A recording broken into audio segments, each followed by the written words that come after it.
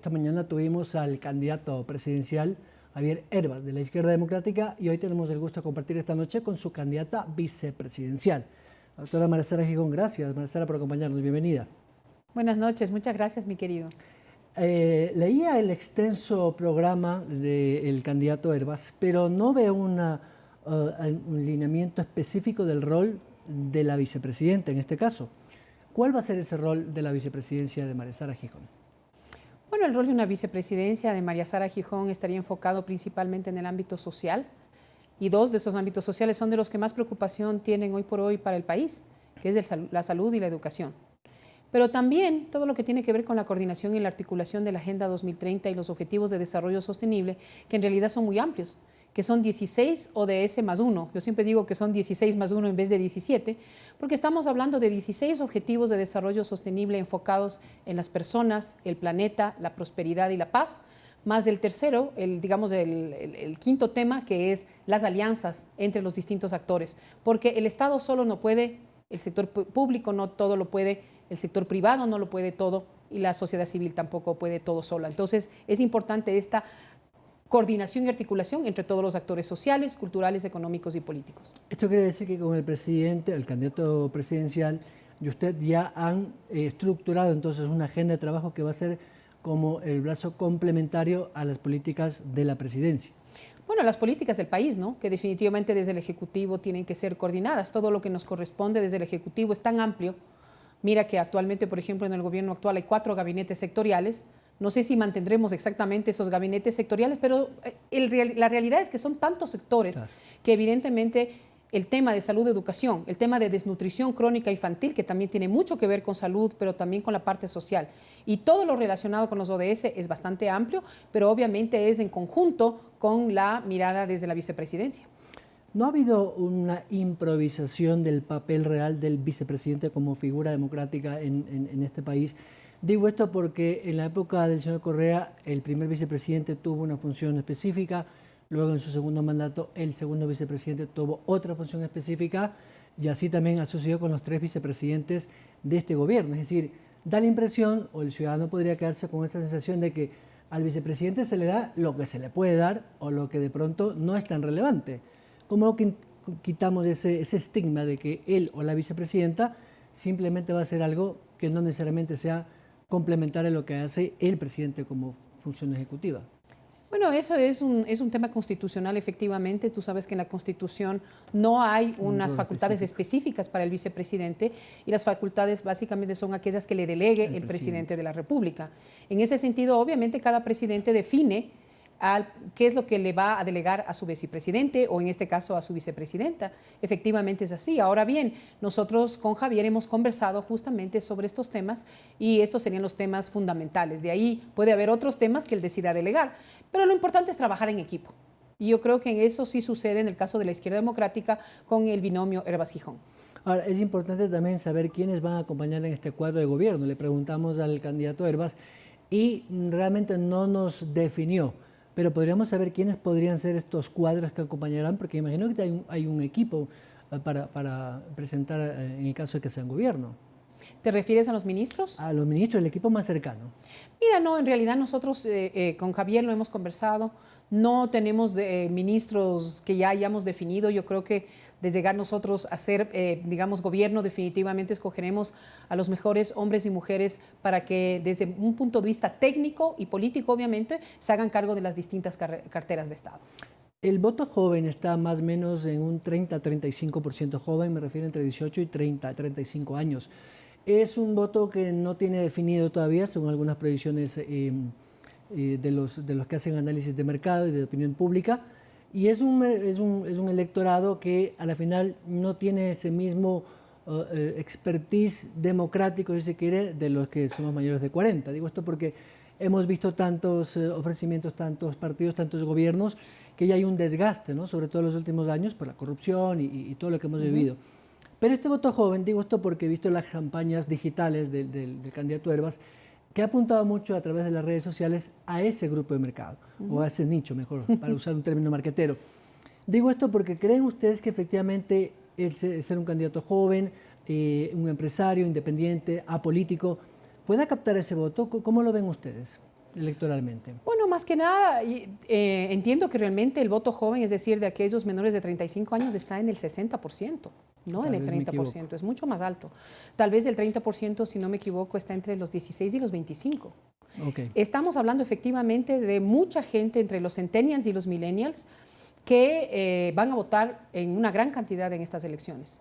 Y yo creo que es importante el haber entendido eso desde el binomio Herbas-Gijón y de conversar con ellos. Conversar con ellos y sobre todo escucharles. Porque yo creo que nosotros no estamos en una competencia de baratillas ni de ofertas. Nosotros claramente tenemos propuestas.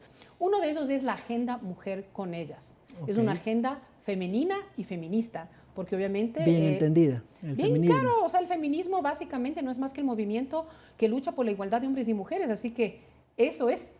¿Sí? ¿Y por qué decimos feminista? Bueno, primero porque el Partido Izquierda Democrática es el único partido en el Ecuador que se autodefine como feminista. Como tú sabes, una cosa es una declaración, otra cosa es hacer esto carne propia. Así y es un trabajo que lo tenemos que hacer día a día, tanto al interior del partido como hacia afuera. Específicamente en esta agenda, es una agenda que le estamos elevando al más alto nivel del Ejecutivo, desde la misma vicepresidencia y con coordinación desde la vicepresidencia. Y tiene 3 líneas de acción: reactivación económica integral con enfoque de género, derechos humanos para todas, con especial énfasis en niñas y adolescentes, y paridad de género en el gobierno central. Y ahí tenemos esta agenda que les invitamos a todas las personas que nos están escuchando a que visiten la página web www.mariasaragijón.es para que puedan leer esta propuesta y que obviamente nos hagan llegar sus ideas. Esa es una. Tenemos también una agenda ambiental por nosotros. Y en esa agenda ambiental por nosotros también tenemos 3 líneas de acción. Una primera que tiene que ver con negocios sostenibles y empleos verdes, otra que tiene que ver con combinar los derechos humanos con los derechos de la naturaleza, y una tercera que tiene que ver con la gobernanza ambiental, porque la institucionalidad desde el Ejecutivo y con los GATS en el ámbito ambiental está bastante debilitada y tenemos que fortalecerla. ¿Para qué? Tanto para que podamos proteger nuestros ecosistemas, pero también para que los emprendedores y los empresarios puedan realizar sus actividades de manera sustentable y sostenible. Importante también es que un gobierno tenga un equipo de asambleístas o una bancada que pueda ayudarles a gestionar aquellos proyectos, aquellas leyes que son importantes y necesarias para esta nueva reestructuración del Estado, si se quiere, porque efectivamente hay que hacer algunos cambios muy importantes. ¿Creen ustedes que la izquierda democrática en esta nueva era pueda tener una presencia en el electorado como para tener un bloque representativo que les permita una cogobernabilidad? Decía esta mañana el candidato Herbas que no le importa realmente si es que el grupo o no parlamentario de ustedes puede ser contundente en cuanto al número, que él podría llegar a acuerdos e incluso, lo dijo textualmente, cogobernar. No sé, ahí me queda un poco la duda porque qué tan difícil es una gobernabilidad entre varias organizaciones, que pueda haber cierta afinidad ideológica. Bueno, evidentemente lo que estamos viviendo hoy por hoy es con esta cantidad de movimientos y partidos, es que difícilmente vamos a tener un mega bloque como lo hemos visto en los gobiernos anteriores y en los parlamentos anteriores. Mega bloque que recordemos que se desarmó finalmente. Yo creo que es importante el poder gobernar con todos los sectores y los actores.